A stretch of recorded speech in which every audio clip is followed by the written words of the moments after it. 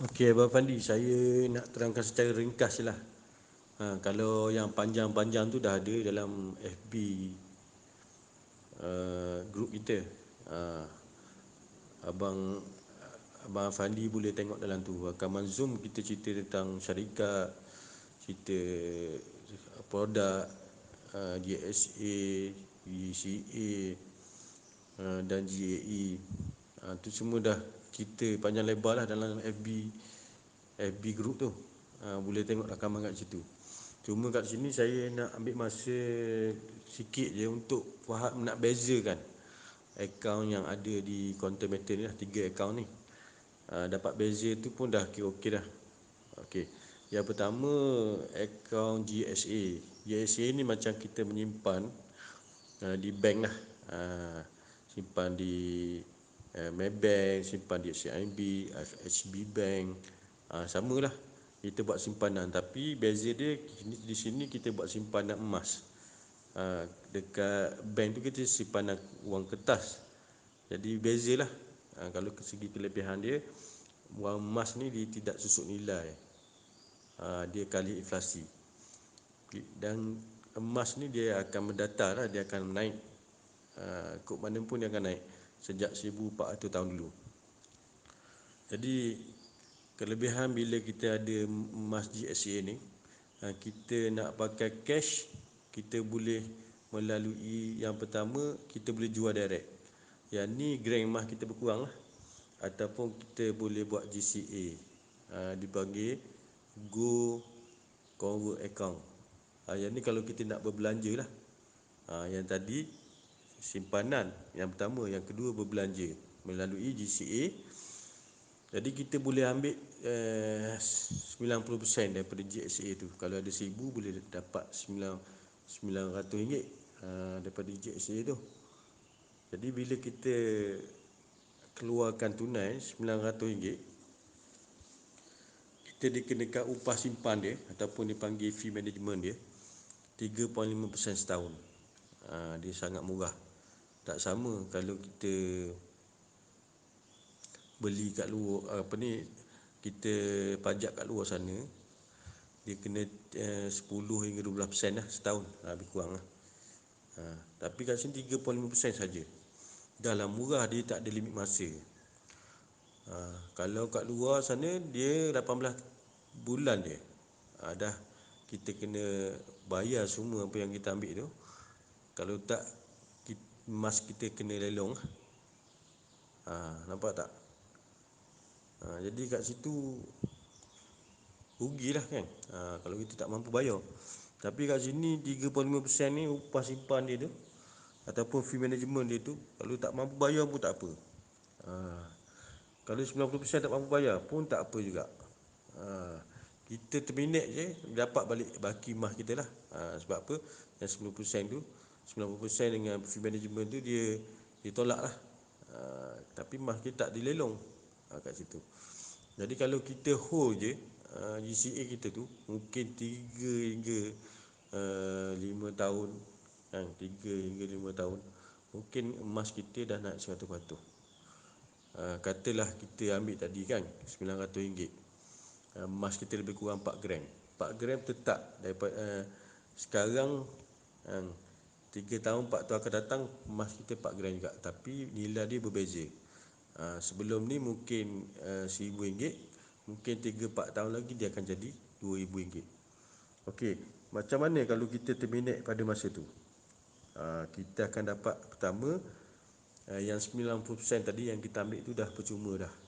Siapa yang bayar? Jadi bila harga emas naik 2 kali ganda, contohnya tadi emas kita bernilai 4 gram ialah RM1000, sekarang ni dah bernilai RM2000. Jadi RM1000 tu dah boleh tolak untuk add-on yang kita ambil untuk 90% tu. Ada baki lagi kan RM1100. Katalah RM100 tu bayar untuk fee management. Tinggal lagi RM1000. RM1000 tu dalam bentuk emas lah, 2 gram kan. 2 gram lagi kita buat bayar perbelanjaan kita, yang 90% dengan fee management.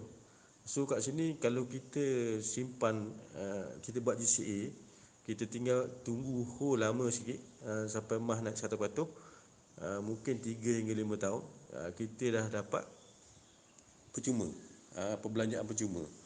Emas kita dapat, perbelanjaan percuma kita dapat. Sebab tu kat sini sangat orang kata membantulah, perbelanjaan bulanan kita daripada hangus. Kata kalau kita buat bayar kereta kan, berbulanan kita, boleh kita sandar pada emas dulu GSA, lepas tu keluarkan 90%, bayar duit kereta kita. Mungkin 5 tahun lagi, perbelanjaan kita tu dah free dah. Siapa tolong bayar sebenarnya? Emas tolong bayar. Jadi kita masih ada emas dan kita dapat percuma, perbelanjaan kita tu. Samalah kita bayar sewa rumah ke, komitmen bulanan, sesuai sangat, daripada hangus. Itu dipanggil perbelanjaan GCA ni. Kita dah ada tadi GSA, akaun simpanan, akaun perbelanjaan kita GCA, dan satu lagi JE. JE ni yang bestnya, dia ada kali 10 dan kali 5. Kalau kali 10 tu gandaan 10 lah. Dia naik 10 kali ganda, kan, dia turun pun 10 kali ganda. Bukan naik saja, turun sama. Kalau dia naik 1%, kita dah untung 10%. Kalau dia naik 5%, untung 50%. Kalau dia naik 10%, untung 100%. Best. Sama juga sebaliknya. Kalau dia turun 1%, kita rugi atas kertas lah 10%, selagi kita tak jual. Kalau turun 5%, rugi 50%. Macam tu. Jadi modal untuk pelaburan ni, JE ni, kita kena pakai duit lebihan kita. Jangan pakai duit emergency.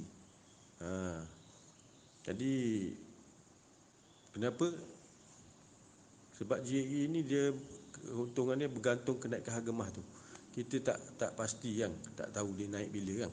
Jadi kalau kita tengok testimoni JE ni, ada orang untung dalam masa seminggu, betul? Sebab dia naik cepat, kan? Ada orang untung nak 2 bulan, 6 bulan. Boleh tengok dalam grup testimoni tu. Testimoni tu ada. Tengok testimoni JE, keuntungan dia lah. Jadi kita nak kena ada holding power. Maksudnya kita keupayaan menunggu. Kalau dia turun, kalau harga turun tu atas kertas je, kita jangan jual, sebab dia turun pun 10 kali ganda. Kalau kita pakai duit emergency, kita nak jual pada masa tu, masa rugi tu, rugi banyak lah. Jadi kita kena nak buat JE ni kena ada duit lebihan lah. Macam tu. Jadi saya nak cerita sikit, kenapa dia buat ada gandaan 10, gandaan 5 ni? Sebab ada pembiayaan tawaruk. Kalau gandaan 5 tu naik 5 kali ganda, kalau 10 tu naik 10 kali ganda. Turun 10 kali ganda. Kalau gandaan 5 tu turun 5 kali ganda. Pembiayaan tawaruk ni kalau gandaan 10, dia bagi 9 unit. Kita beli 1 unit, syarikat tambah 9 unit. Syarikat tambah 9 unit. Contoh, 1 unit 250 SD, dia tambah lagi 2250. Jadi bernilai 10 unit lah, maksudnya JE kita tu, walaupun modal kita 1 unit. Kalau contohnya kita buat 1 unit tu nilai yang ada 1000, jadi ditambah lagi 9000, jadi 10000 emas kita, kan. Jadi hak syarikat 9, hak kita 1. Tapi apa kelebihan dia? Kelebihan dia gandaan 10 lah. Sebab kalau RM1000 tu lebih kurang 4 gram. Kalau ditambah dengan pembiayaan tawaruk daripada syarikat 9 unit, jadi 40 gram. Jadi kalau harga emas naik RM10 1 gram, dengan modal kita tu, kalau kita beli produk biasa, emas biasa, 4 kali 10, RM40 baru untung. Tapi di JE ni, oleh kerana ada pembiayaan tawaruk tu, kita dah untung banyak. 40 kali 10 dah 400, 10 kali ganda. Macam biasalah, kalau syarikat bagi pembiayaan tu, mesti dia ada ambil fee management dia. Dia ambil sangat murah lah, 3.5% setahun.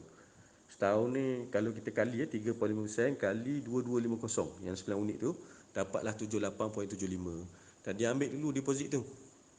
Dia ambil dulu deposit tu untuk apa? Untuk bayar fee management ni lah. Sekiranya harga emas naik cepat, katalah 2 bulan, 60 hari dah naik, kita kira lah, kalau 78.75 tu ditukar rate semasa lebih kurang 300 lebih. 300 lebih tu kita bahagi hari lebih kurang 9% je sehari. 9% kali 60 hari, itulah jumlah syarikat akan ambil, dan baki lagi tu 300 lebih tu tolak dengan yang 60 hari tu, dia akan pulang balik masa kita terminate. Simple saja. Apa ni? GAE ni. So kat sini produk dia, ekosistem dia adalah komplit lah. Dia ada simpanan, dia ada perbelanjaan, dia ada pelaburan. Jadi kita pilih, tengok keperluan kita, tengok poket kita, tengok kemampuan kita. Jadi sangat menarik lah, sangat menarik. Okey, itu saja penerangan saya supaya kita ni boleh bezakan yang mana simpanan, yang mana perbelanjaan, yang mana pelaburan. Simpanan tu GSA, perbelanjaan kita GCA, dan akaun GAE pula akaun pelaburan kita. Okey, itu saja. Apa-apa soalan boleh tanya saya, insya-Allah.